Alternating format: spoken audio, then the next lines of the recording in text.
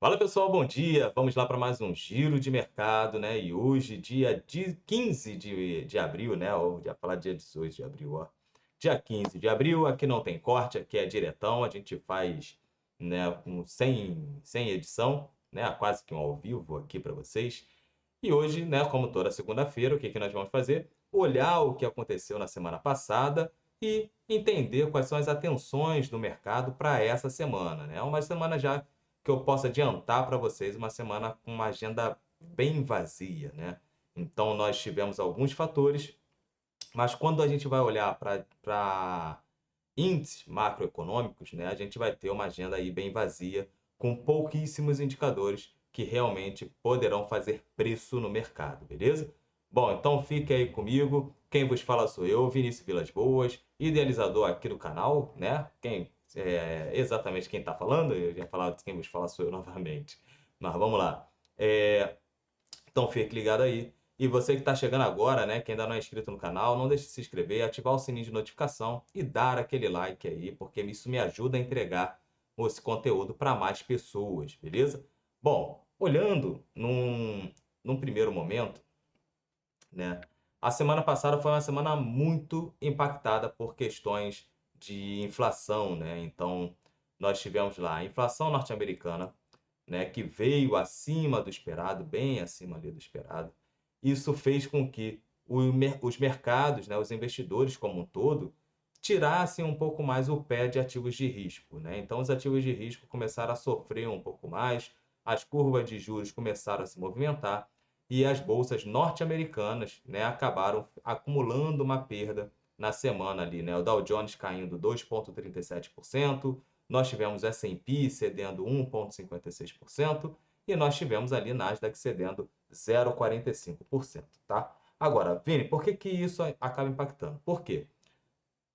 O drive do ano, né, ele está na política monetária norte-americana. Se o Federal Reserve, né, o Jerome Powell, que é o presidente do Federal Reserve, mais os seus dirigentes vão cortar ou não a taxa de juros, beleza? Então, tem essa expectativa de quando será o início do afrouxamento monetário norte-americano e quantos cortes nós teremos durante o ano, beleza? Então, nós temos esse direcionador de mercado que são as respostas que os investidores buscam, beleza? Porque a taxa de juros norte-americana ela ainda está alta e para fomentar a economia, né, nós precisamos de uma taxa de juros mais baixa.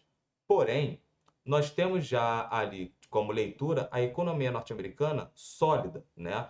O PIB norte-americano ele continua subindo, né? Continua forte. O mercado de trabalho continua forte. Isso já diminui um pouco a pressão dos Estados Unidos, do Banco Central norte-americano, em cortar juros, né? Por si só, isso já diminui a expectativa, né? Quando a gente tem uma inflação forte, aí vindo acima do esperado, e se ela continuar, lembrando que a meta de inflação norte-americana é de 2% ao ano, isso faz com que o Banco Central norte-americano ou mantenha a taxa de juros em medidas ali restritivas, ou então pode vir até elevar. Elevar acho mais difícil. Aí andando um pouco mais, nós tivemos ali as tensões entre Irã e Israel, que aí acabou no último dia 13, agora Irã disparando 300 drones lá, o ataque de drones com mísseis lá em Israel, que todo mundo achou que foi meio que desproporcional, mas Irã assumiu a autoria dos fatos, e isso pode vir a refletir ainda essa semana, tá? Então, essas tensões na semana passada já estavam um pouco mais elevadas, isso já estava tirando um pouco mais a pressão compradora, até porque a inflação veio alta, e agora no dia 13 nós tivemos esse ataque. Isso pode reverberar agora aqui nessa semana, tá? Então, a gente já vai olhar isso com calma. Vamos falar de Ásia rapidinho, nós começamos ali pelos Estados Unidos, mas vai falar de Ásia. Os mercados asiáticos hoje fecharam majoritariamente no campo negativo, né? Ainda mais pela questão do conflito ali no Oriente Médio no radar.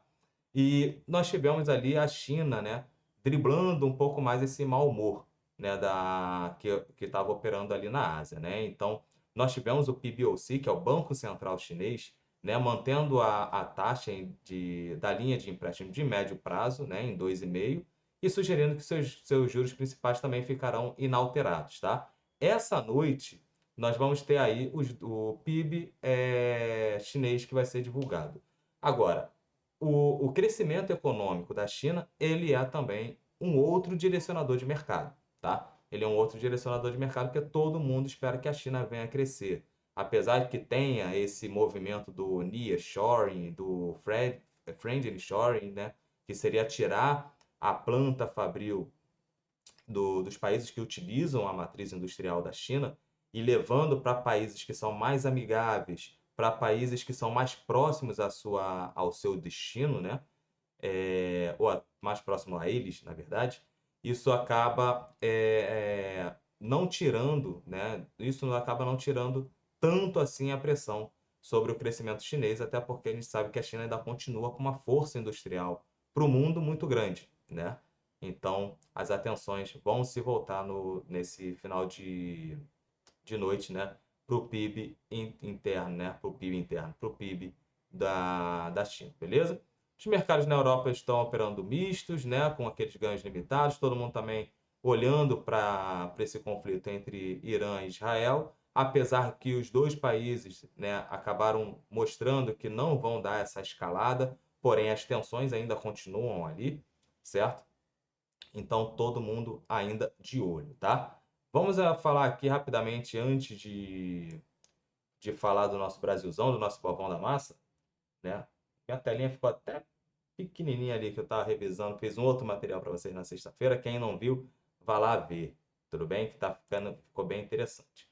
Bom, os mercados hoje, norte-americanos, estão tendenciando uma abertura positiva.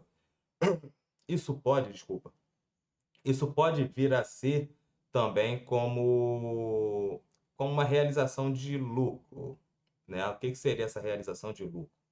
Realização de lucro, ela seria, na verdade, uma questão de que o mercado ele tenha caído, certo? O mercado tenha caído. Deixa eu só melhorar aqui, ó, aparecer um pouco mais para vocês.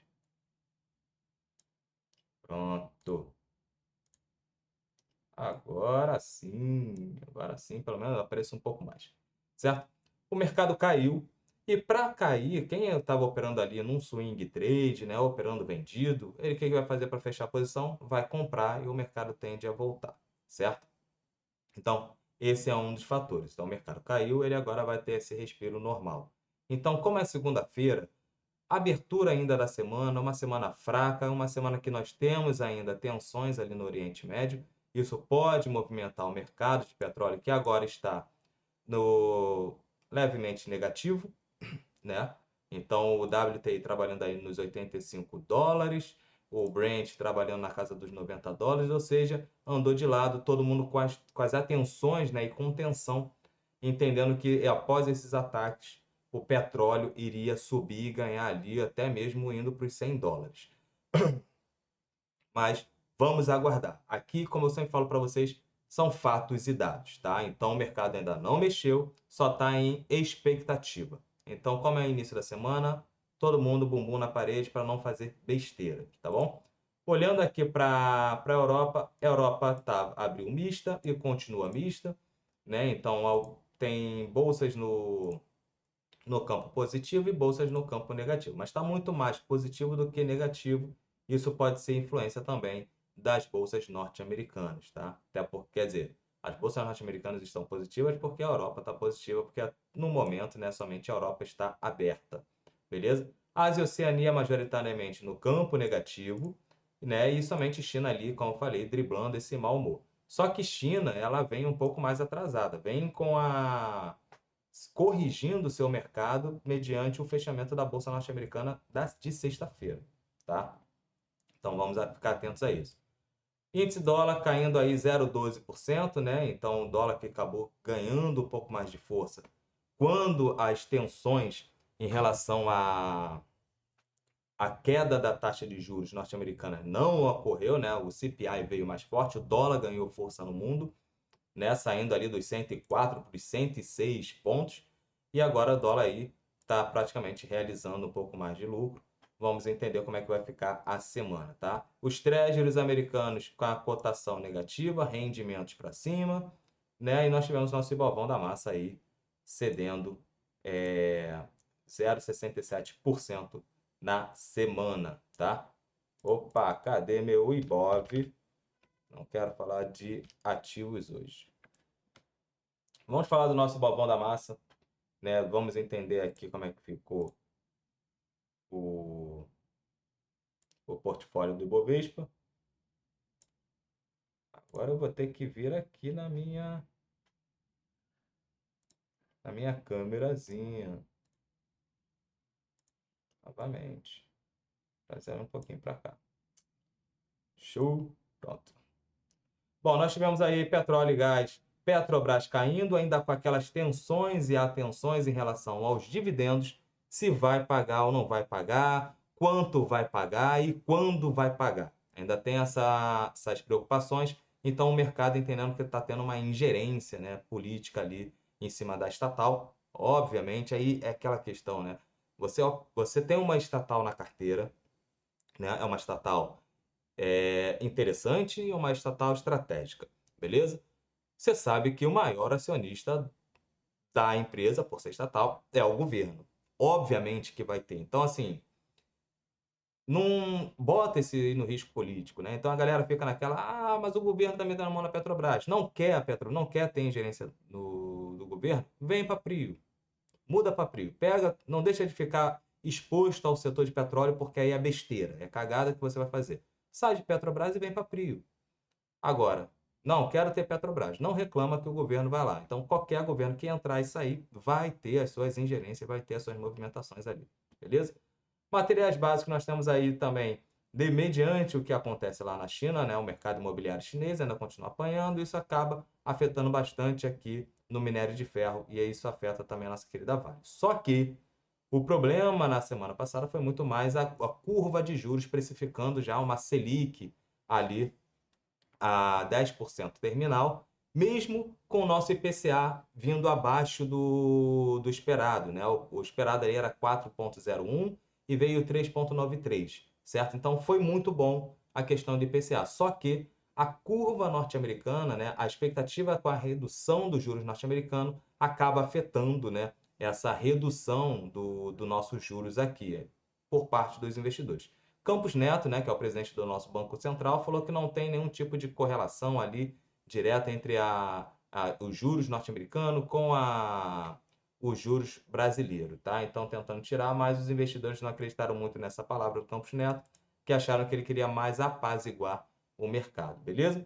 Bom, olhando aí, nosso Ibovão da Massa mantendo a sua lateralização aqui, não vou tirar esse caixote, vindo para a base do caixote nos 125 mil, 126 mil pontos, tá? Vamos arredondar ali, 126 mil pontos. Vamos ver como é que vai ficar. Se o mercado hoje começar a ter um respiro, a gente pode também acompanhar esse respiro e voltar ali para os 126, 127 mil pontos.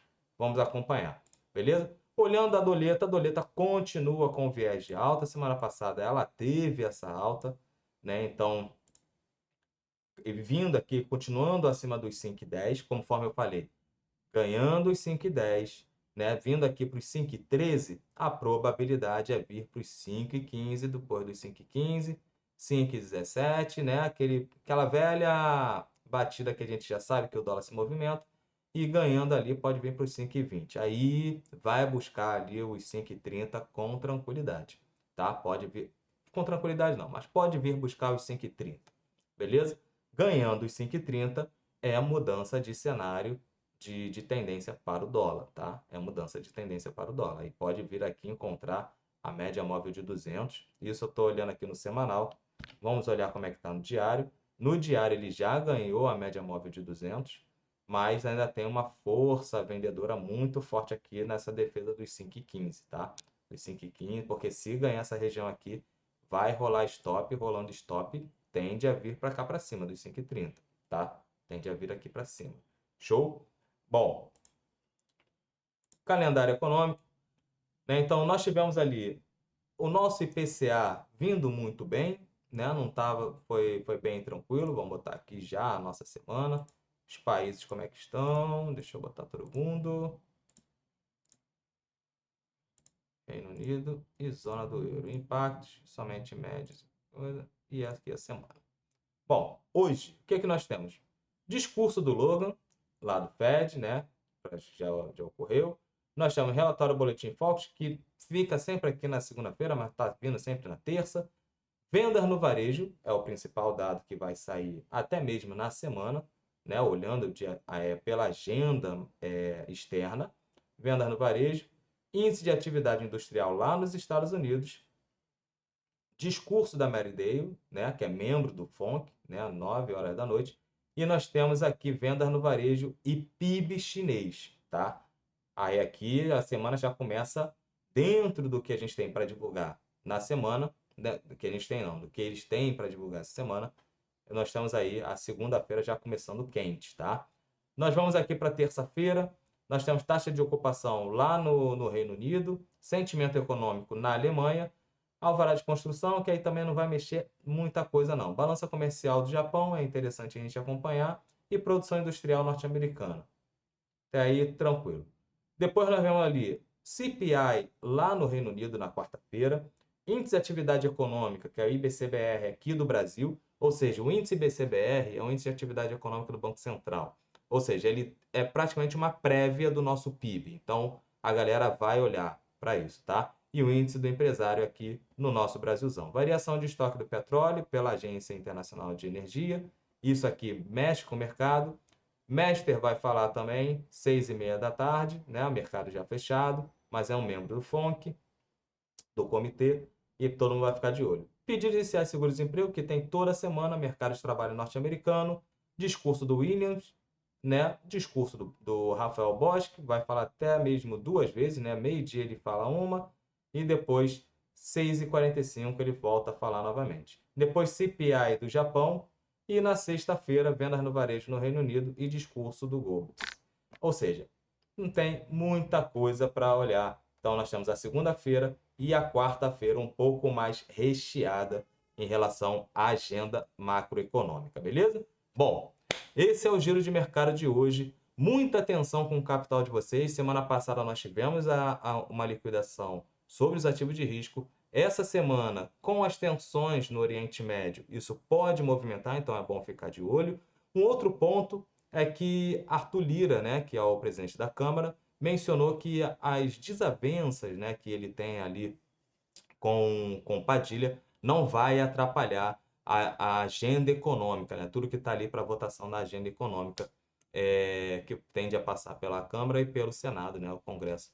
Então, na Câmara ele já pontuou para o Rui Costa que isso não tende a atrapalhar. Então, as atenções também sobre a agenda política, né, econômica e política aqui no Brasil, também vai ficar ali a galera de olho, como sempre estamos de olho, porque o nosso problema ainda continua o déficit fiscal, tá? Então, muita atenção com isso. Então, uma boa segunda-feira, uma excelente semana para vocês e até quarta-feira com mais informações aqui no canal. Valeu!